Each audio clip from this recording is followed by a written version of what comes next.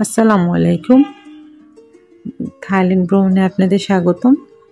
আর আজকে থাইল্যান্ডের একটা ফেমাস দেশে ঘুরতে এসেছি, সেটা হচ্ছে গ্র্যান্ড প্যালেস। এটি মূলত 1782 সালে নির্মিত হওয়ার পর থেকে এটি দেশের রাজাদের সরকারি এবং আনুষ্ঠানিক বাসভবন। থাই রাজ পরিবার এই প্রথম স্থাপত্য প্রতীকী শহরের প্রধান পর্যটন আকর্ষণ। গ্র্যান্ড প্যালেস হলো একটি শহরের মধ্যে একটি প্রাচীর ঘেরা শহর। এটি 2.4 মিলিয়ন বর্গফুট এলাকা জুড়ে এবং 4টি দেয়াল দ্বারা বেষ্টিত, যার মোট দৈর্ঘ্য 6234 ফুট। এই দেয়ালগুলি 100টিরও বেশি উজ্জ্বল রঙের বিল্ডিং, সোনা চূড়া এবং চকচকে মোজাইকগুলিকে ঘিরে রেখেছে, যার শীর্ষে রয়েছে তির্যক পাহাড়যুক্ত ছাদ, কিছু মূর্তির পাশাপাশি কিছু টাওয়ার এবং স্তূপ। রাজা রাম প্রথম 1782 সালে সিয়ামের রাজধানী শহর হিসেবে ব্যাংককে প্রতিষ্ঠা করার সময় গ্র্যান্ড প্যালেসটি তৈরি করেছিলেন। এটি পরবর্তী সম্রাটের দ্বারা সম্প্রসারিত এবং উন্নত হয়েছিল, বিশেষ করে রামা চতুর্থ এবং রামা পঞ্চমের সময়ে। The great of great victory হচ্ছে গ্র্যান্ড প্যালেসে প্রবেশের প্রধান ফটক। এই ফটকে প্রবেশ করতে বিদেশি পর্যটকদের পাসপোর্ট, ভিসা চেক করা হয়। এখান থেকে টিকিট ক্রয় করে হেঁটে হেঁটে প্রাসাদের ভেতর দিয়ে যেতে হয়। টিকিটের সর্বনিম্ন মূল্য বাংলাদেশি টাকায়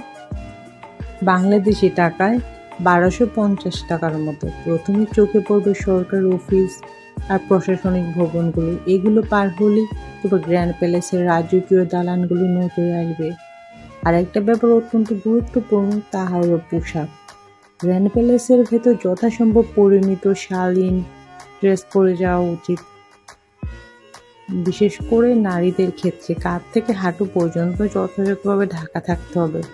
পুরুষের শার্ট প্যান্টের সমস্যা নেই, তবে হাফ প্যান্ট নিষিদ্ধ আছে। যদি কোনো দর্শনার্থীর পোশাক গার্ডদের নিকট অপর্যাপ্ত বলে মনে হয়, তাহলে তাদেরকে সারং নামক এক ধরনের ঢিলেঢালা গাউন পরতে হয়, যেটা পুরো শরীর ঢেকে রাখে। এটা ওখানেই কিনতে পাওয়া যায়। ব্ল্যাক এবং রেড টাইপের লিলেন টাইপের কতগুলো কাপড় দিয়ে ওই ড্রেসগুলো তৈরি করা থাকে। 2,18,000 বর্গমিটার আয়তনের বিশাল জায়গা স্থাপিত নয়াপিরং গ্র্যান্ড প্যালেস। এই আড়ম্বরপূর্ণ রাজপ্রাসাদকে সুরক্ষা দিচ্ছে একে ঘিরে থাকা 1.9 কিলোমিটার দীর্ঘ দেয়াল। আর পুরো কম্পাউন্ডের বিভিন্ন কোণে ছড়িয়ে ছিটিয়ে আছে 17টি দুর্গ, যেগুলো গ্র্যান্ড প্যালেসের নিরাপত্তা প্রদানে নিয়োজিত থাকে। 200 বছরের অধিক কালের ইতিহাস, ঐতিহ্য, রাজকীয় সব ঘটনাবলীর সাক্ষী এই প্রাসাদ তাই পুরো থাইল্যান্ডের মাঝে সবচেয়ে নিরাপদ স্থান।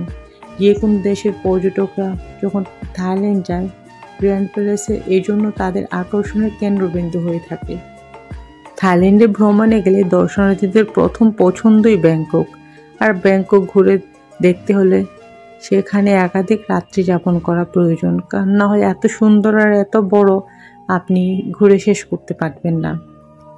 সেক্ষেত্রে গ্র্যান্ড প্যালেসের সৌন্দর্য উপভোগ করতে হলে আপনাকে পুরো একটি দিন রাখতে হবে। তাই ব্যাংককে বিশেষ করে গ্র্যান্ড প্যালেসের আশপাশের দর্শনার্থীদের জন্য গড়ে উঠেছে বেশ কিছু উন্নত মানের হোটেল। বাজেট সমস্যা না থাকলে 5 স্টার হোটেল দ্য সিয়ামের নাম চলে আসতে পারে। আর অল্প খরচে থাকতে চাইলে রিভা সোরিয়া ও ভিসা প্লা মন্দ হবে না। ওগুলো একটু রিজনেবল আছে, চাইলে আপনি এগুলোতে থাকতে পারেন। 1780-এর দশকে রাজা ফুত্তাওত্তোফা চুলালুক প্রথম রমা থাইল্যান্ডের বিখ্যাত চাকতি রাজবংশের শাসন শুরু করেন, যা চলছে আজ অবধি। সিংহাসনে আরোহণ করেই তিনি অনুভব করেন যে রাজবংশের রাজকীয় গম্ভীর্য ধরে রাখতে একটি নতুন রাজপ্রাসাদের প্রয়োজন। আর তখনই এই রাজপ্রাসাদগুলো তৈরি করা হয়। আর এখন আমরা যাচ্ছি একটা করিডোরের মতো রাস্তা। এগুলো আসলে রাস্তা, পিছনে তেমন কিছু নেই, মানে এগুলো হচ্ছে দেয়ালের পাশে এরকম বারান্দার মতো আছে। তো এই হাঁটার রাস্তাগুলো এত সুন্দর বলার মতো না। আপনি যদি নিচ দিয়ে হাঁটেন, এখানে আসলে প্রচুর স্টোন, তো ওই জন্য এখানে প্রচণ্ড গরম। এখানে মনে হচ্ছে যে হিট ছড়াচ্ছে, এই টাইপের একটা আবহাওয়া। ভালো থাকবেন। আর আজকের ভিডিও এই পর্যন্ত। ভিডিওটা কেমন লেগেছে কমেন্ট সেকশনে জানাবেন। থাইল্যান্ড গেলে অবশ্যই গ্র্যান্ড প্যালেসে ঘুরতে যাবেন, কারণ এটা একটা দেখার মতো স্থান। না গেলে আমার মনে হয় মিস করবেন। তবে যাওয়ার সময় অবশ্যই চেষ্টা করবেন সাথে খাবার পানি আর ছাতা নিয়ে যাওয়ার।